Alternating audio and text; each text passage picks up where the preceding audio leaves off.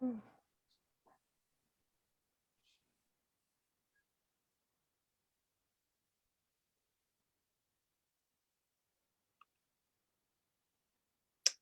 right, we are live. So, hello and welcome to Titan Tuesdays. Titan Tuesdays is a monthly interview series that we do at Dementia Care Warriors to talk to Titans in the community. And Titans are what we call experts and notable people in the Alzheimer's and senior care community. And so we like to get a little bit of education, some resources, some support, each month and talk to the Titans in our community. Titan Tuesdays is brought to you by Dementia Care Warriors. Dementia Care Warriors is a 501c3 nonprofit organization whose mission is to provide resources, support, and education to Alzheimer's caregivers. So I will go ahead and start and introduce you to our special guest today. And our special guests are Dr. Leigh Johnson. She is the lead investigator for the Black Alzheimer's Brain Study. Welcome, Dr. Johnson. Thank you for having me. And also we have Pat Bailey. Pat Bailey is a caregiver coach and the founder and owner of She Ages Well. So thank you for being with us today, both of you. Thank you so much too, as well, Veronica. We're happy to be here. Wonderful. So we're going to go ahead and get started, and we're going to start kind of with some basic questions about Alzheimer's and dementia. And one of the first questions that a lot of people have, I get this question a lot, I'm sure you ladies probably do too, is what is the difference between Alzheimer's and dementia? So I'll start with Dr. Johnson. Certainly. So dementia is a blanket term for a general decline in mental ability that affects your everyday life. Alzheimer's disease is a specific form of dementia that specifically affects your memory and thinking abilities, and it is a progressive brain disorder. It is the most common form of dementia, and it tends to develop in your brain 10 to 20 years before symptoms develop. Wow. Pat, did you want to add anything to that? So my mom actually experienced Alzheimer's, and she died as a result of Alzheimer's after a 7-year known battle. As Dr. Johnson mentioned, she probably had it long before she had actually been diagnosed. And I was quite amazed when I took a look at some recent statistics that Dr. Johnson and with UNT Health Science Center shared associated with 1 in 2 Black African-American families being now impacted by the disease. It's just unconscionable as to how this disease is so pervasive in the Black community. Absolutely. That's one of the reasons that we're here today, is to talk about that. Mm-hmm. Yeah. So my next question is getting into your caregiver experience, Pat. As a former caregiver, what was your biggest concern? Oh, so honestly, in the lane of being a caregiver, my biggest problem was more of not a one problem, it was more of a tsunami. So I had moved from Chicago to Dallas, and I had been here maybe about a year. And for the sake of the audience, I'm that person who used to build brands for hair care companies, and these were Black hair care brands. So I am handling a brand portfolio for a company here in Dallas, Texas. I'm typically now, because I'm here by myself, I'm working these crazy hours. I'm traveling 52 trips a year, calling on retailers, and I get a phone call from Chicago about there's something going on with mom. And I then, of course, wake up. You know how you get that call early in the morning, like something's got to be really, really, really wrong. And my sibling, who was staying with my mom at the time, said that mom got angry and upset, and we know that happens in the situation of Alzheimer's, and she had gone out, left the house. They had been looking for her, but she shows back at the house, guys, with the police. So she decides not to come back by herself. She's coming with some arsenal and some strength. And my sister, being who she is, this college educated Berkeley grad, and the police are now questioning her about how she's caring for her mother. And my sister's frustrated, and she had every right to be. And because I'm the oldest girl, I'm like, I'll do it. And we brought mom here Now, the tsunami, well, you raise your hand, but what are you raising your hand for? Because it's Mhm. like, where does mom stay? How do we take care of her every day? What does it mean with these medications? Oh my gosh, that's right. Where are the papers? Where are the legal papers? Power of attorney over every aspect of her life. And then going to living, obviously, I needed help. I'm on the road, I'm gone all the time. The money was needed to care for her. How do I find a right provider? I'm in Dallas, Texas. She is an African American female. I'm living in the community that is at that time probably only 77% African American. Who's going to care for her? Cultural cues, lifestyle patterns. It was a tsunami, and it was all in a matter of 4 months of our being here that I was in just utter chaos.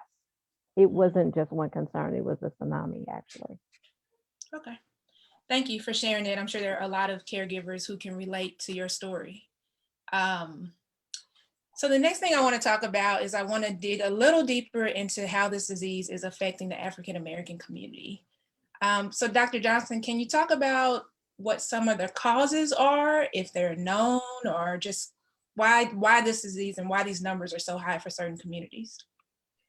So we don't fully understand what causes Alzheimer's disease. We do know that there are usually a combination of factors that lead to someone developing Alzheimer's disease, not just one factor.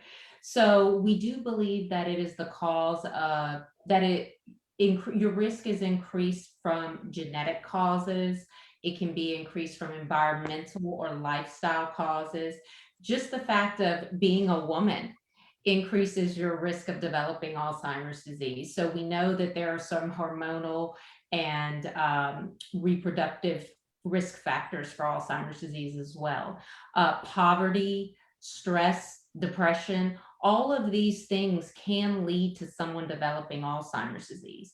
We also know that Alzheimer's disease affects racial and ethnic groups differently.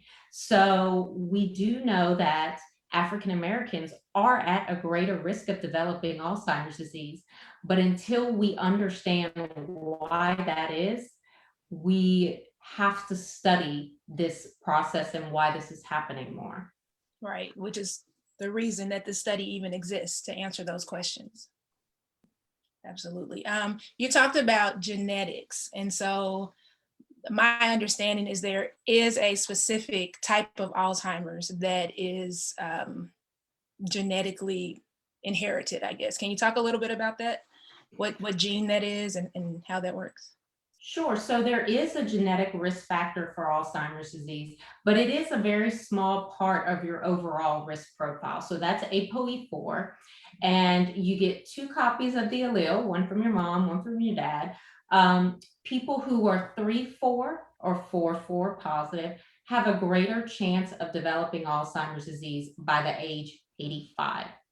So while it does increase your risk, it certainly isn't the only risk factor for developing Alzheimer's disease. Understood. Thank you. Thank you for expounding upon that. So Pat, as a former caregiver and now a caregiver coach, what would you say caregivers can anticipate, or what can they do to prepare for the future? If we were to ever share clear indicators or steps for caregivers into the future and those that are in the midst of it, it would be for them to understand that what are you going to do or have your family do if you actually were to contract Alzheimer's. So where are you within your legal matters? Where are you with the people in your life that can care for you, that you feel that you can trust? Mm-hmm. Where are you in your living will, the various power of attorney papers? And how do you want to live? Mm-hmm. That's significant. So I was blessed, and during the time in which caring for mom, I'm listening. I'm listening to, I am a person of faith, and I'm listening into a very special place. And I was moved to get at that time what was a long-term care insurance policy, which now they really don't even sell that type of policy anymore. There are different variations of that. Because my thought was, my son is an only child. With us, it was 5 of us. We took care of mom together as a family unit. And the family unit also, as I would say with the caregivers, it does not have to be biological. We got a lot of extended help from down to cousins to also family friends, people who could care for her and watch her when I needed to get assistance. And the takeaway is that today, how are you going to see that money into the future? When you look at where this is going in the overall care, my mom's care was an average at that time around $3,300 a month to $3,600 a month for 2.5 years. I tease people and I will laughingly say to them, glycerin and grease is good, y'all, because that's what paid for my mom's care technically, right? But at the same time, we may jest about it, but where are you financially? Right. What about the opportunity to situate and put your wealth more in line with trust? How are you going to protect your wealth as well so that you can be cared for? These are things and checklists that, Veronica, I'm really prepared to work with you after the fact, where we can put that 7-piece step-by-step for caregivers to have a discussion with an elder care attorney.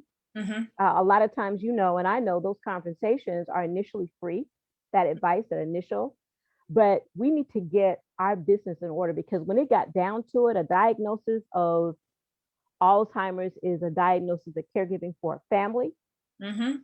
And when you end up in it, you don't have time to plan anymore. Let's plan now. Absolutely. Something that I have a couple steps that I preach about, that caregivers should do that are along the same lines of exactly what you're saying, as far as being prepared and being on the offense and not the defense, Yes. But go ahead. No, but let offense versus defense. I think that's powerful, because the other part of the question that you asked was, it's a disease that's not curable. So we know where it's going. Right. What are you going to do when you're no longer a caregiver? Right. That too. Exactly. Because everybody on the same page with 5 siblings. That's got to be a conversation in itself.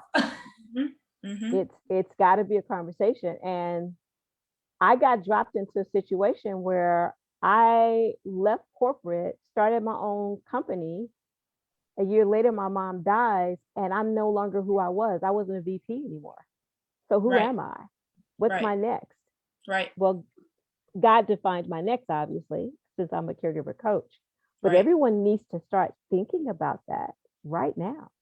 Yeah. Right. Absolutely. I was about to say, because caregivers sacrifice so much financially, career-wise, even like the physical toll that it can take on your body. And at the end of this journey, like you said, you're not necessarily the same person you were at the beginning. So keeping that in mind as we go through this journey is really important, and who we're going to be when we come out of it. So that's correct. And so many caregivers don't do any of their own screenings for cancer or mammograms or whatever. And, they neglect their own health for so long. And then it's like a tsunami for the caregiver too, after.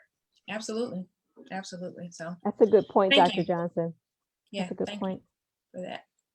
So now let's talk about the Black Alzheimer's Brain Study. Dr. Johnson, can you tell us what is it and kind of what is the purpose of the study? Sure. So the Black Alzheimer's Brain Study is a part of our larger study, the Health and Aging Brain Study. And what we are looking at is the factors that may or may not put you at risk for developing cognitive problems as you age. So this study starts at age 50 and goes all the way up. You don't have to have Alzheimer's disease to be in it, because we want to study healthy and unhealthy aging. The point is so we can learn what puts you at greater risk. We also want to understand these racial and ethnic differences in Alzheimer's disease. So as part of this study, we are not just studying African Americans, we're studying Mexican Americans and non-Hispanic whites.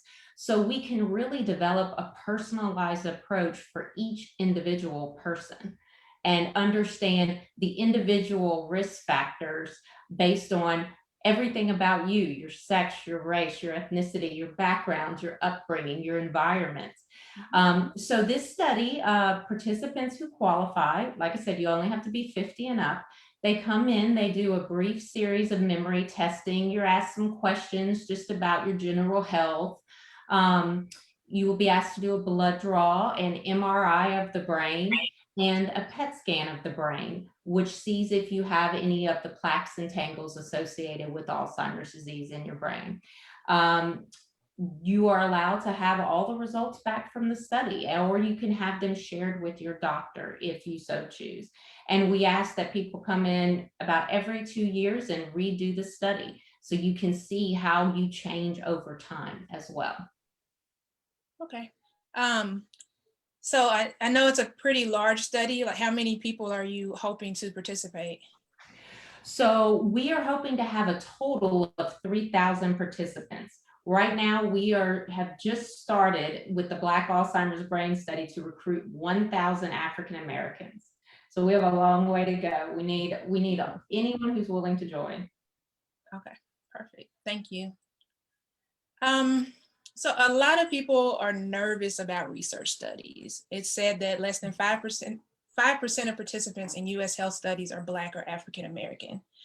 I believe transparency and clarity on what's involved can help increase participation. So all the details that you just shared are really helpful as far as what's involved.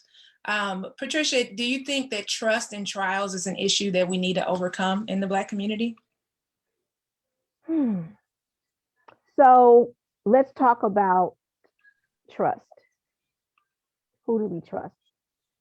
Many of us still can reflect back on what we understood to be the Tuskegee incident, right? It is amazing how generationally that is something that still travels within our language set. And as we talk about research, we talk about even that relative to the current vaccine scenario. Don't you remember when? Mm-hmm. But honestly, the most amazing thing to me about this study and having met Dr. Johnson, I met her actually at an Alzheimer's caregiver awareness event where I had the pleasure of emceeing that for the last 10 years. Mm-hmm. And she impressed me with the way in which she was talking about the brain and women and how it's different for us. Mm-hmm. And I found it curious that we are 50 to 70% of all caregiving is done by women. Mm-hmm. The prevalence of Alzheimer's impacts women more.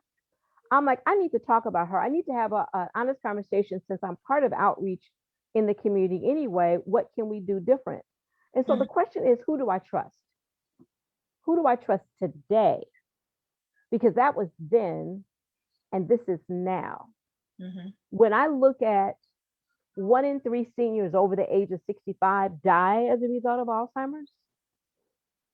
When I understand that my mom died as a result of Alzheimer's, is that going to impact me as well? Knowing that I'm also in my 60s, what's coming for me? Mm-hmm. Who do I trust? And in this instance, this study is local. It's here at home. Mm-hmm. It's not something where it's mysterious. It's where you can't touch the people. It's not, there's no drugs involved. I decided that it was time for us to trust an organization that was also a medical facility, a hospital. So we can begin a hospital where you get care. Does that make sense?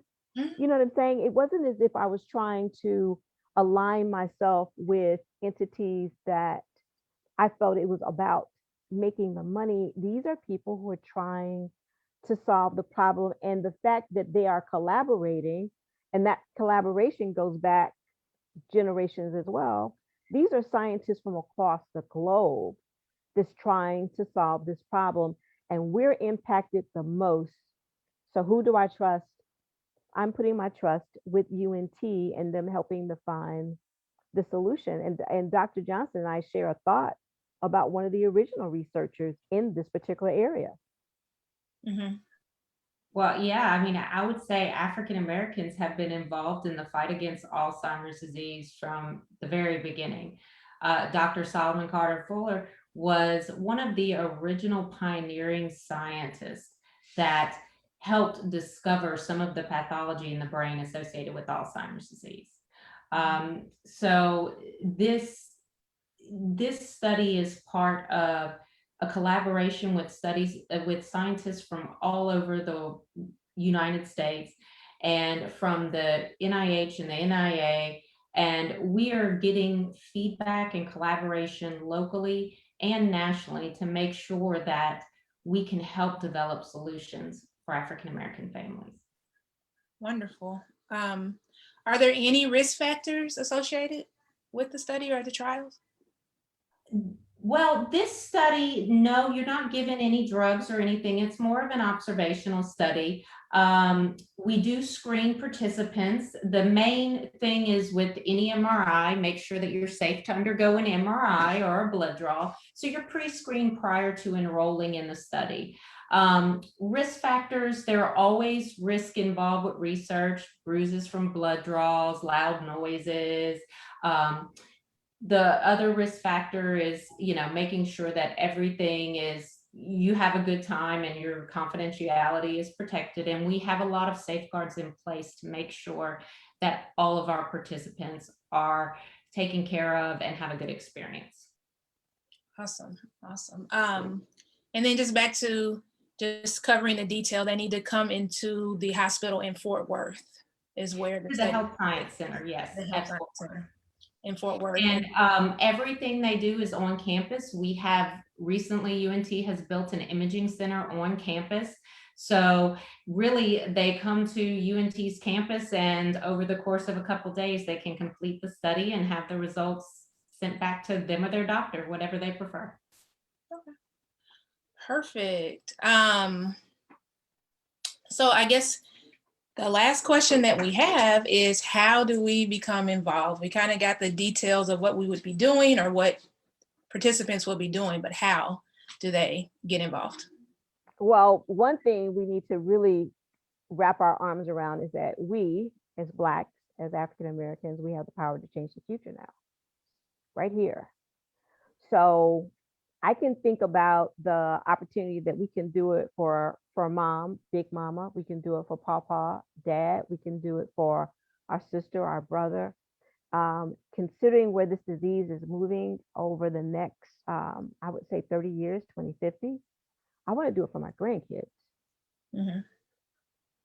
I want to be able to recognize that this is the disease that they won't have to face. So when people get an opportunity to call that 817-735-2963 number, there's a dedicated team there prepared to address their questions in advance of ever having to come to the center, but putting them at ease. But the other side is that people are very free to get more information and support materials, also caregiving support materials. But to sign up for the study, they can easily go to Black ALZ brainstudy.com. Very easy. We made the sign up process pretty transparent, because it's going to take us to make a difference for our future. We need to be involved in this in a very credible manner. So I'm looking forward to seeing your audience get engaged. Absolutely. Dr. Johnson, is there anything you'd like to share as we prepare to close? Pat and I are just so proud to be a part of this study and to be able to bring this to the community in Fort Worth. We worked so hard to build a program where we can give back to the community, because volunteering in research it's a privilege for us as a scientist to have people volunteer and want to help this cause. So we're very proud and excited, and I hope everyone wants to participate. Absolutely. So as a caregiver myself, this is a situation that's very near and dear to my heart. I am a little young to participate, unfortunately.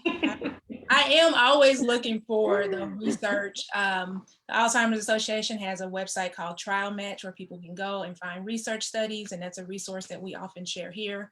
And so I'm registered on there to try to find things.